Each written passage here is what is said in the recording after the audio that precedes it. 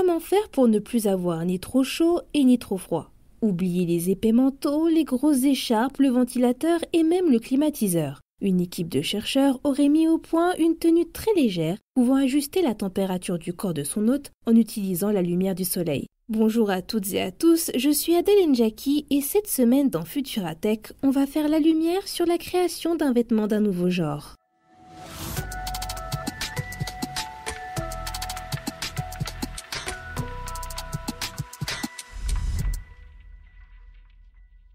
« 2023 aurait été l'année la plus chaude jamais enregistrée selon Copernicus, le service européen de surveillance du climat. En cette fin d'année, l'observatoire aurait fait remarquer que la température moyenne à la surface du globe n'a cessé de battre des records, atteignant 0,13 degrés Celsius de plus qu'en 2016, l'année la plus chaude enregistrée jusqu'à maintenant. L'atmosphère se réchauffe progressivement. Comment faire pour ne pas souffrir de cette hausse des températures ?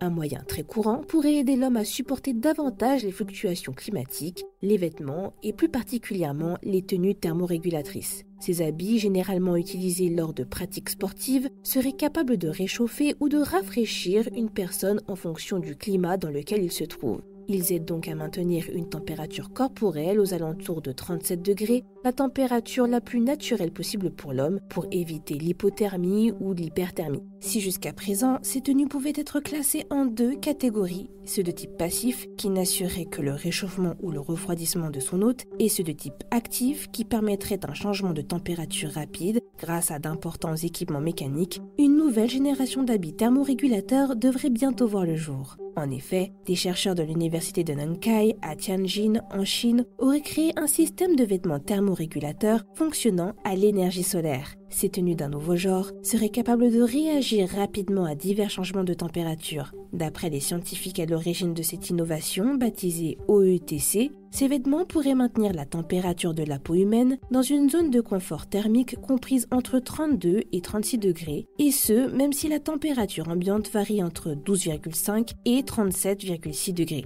La faible consommation d'énergie permettrait ainsi une thermorégulation contrôlable et bimode durant 24 heures avec 12 heures d'énergie solaire. Autonome, l'OETC s'auto-alimenterait grâce à des panneaux photovoltaïques organiques qui capteraient la lumière du soleil. Et extrêmement fins, ces modules placés sur les épaules, le torse, le dos ou encore sur le long des cuisses alimenteraient ainsi plusieurs plaques électrocalorifiques qui, en recevant du courant, devraient pouvoir se chauffer ou se rafraîchir en fonction de la température extérieure. La prouesse serait d'avoir rendu l'ensemble suffisamment fin et souple pour pouvoir être intégré dans un vêtement traditionnel. Aucune source d'énergie complémentaire ne serait nécessaire pour faire fonctionner l'OETC et d'après les essais réalisés par les chercheurs de l'université de Nankai, un écart de 10 degrés Celsius aurait été perçu entre le ressenti et la température environnante, ce qui est énorme.